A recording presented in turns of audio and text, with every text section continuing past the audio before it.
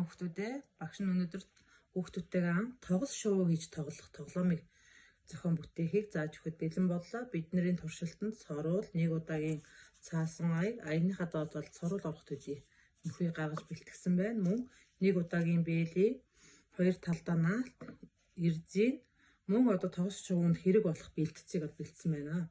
За хамгийн ихэнд бүгдээрээ тогос шувууныхаа наалт бол багш нь наалт бол бэлдсэн байгаа. Тогос шувууныхаа толгойг эрхээ хуруунд дээр нааж өгье. За үлдсэн дөрвөн хуруун дээр нь тогос шувууныхаа өдийг наагаад өгчээ.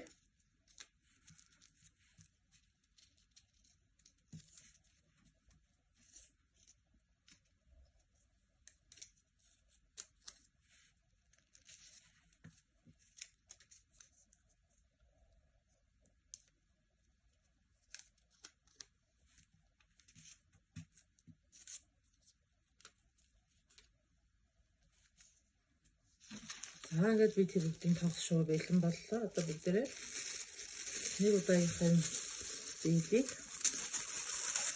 цаасагийн дагуулъя. Тэгээд эрдэнээрээ бэхлэхээс өмнө бэлтцүүдээ ерөнхийдөө одоо дотгошин ингээд хийгээд ингээд нуугаад өгье.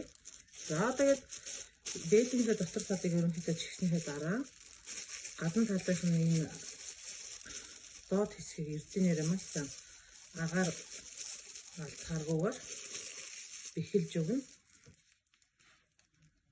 За ингээд бэхлэхтэй болохоор эрдэнээ авлаа.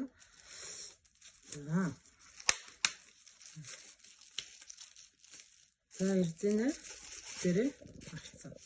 За одоо бид бүгдийн туршилтанд яг энэ дотор юу байгааг мэддэхгүй байгаа зөвхтүүдээ.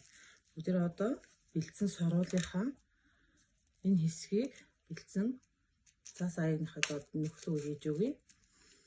За одоо анхааралтай харж байгаа. Маш сайн аяга барьж өглөө үлээ.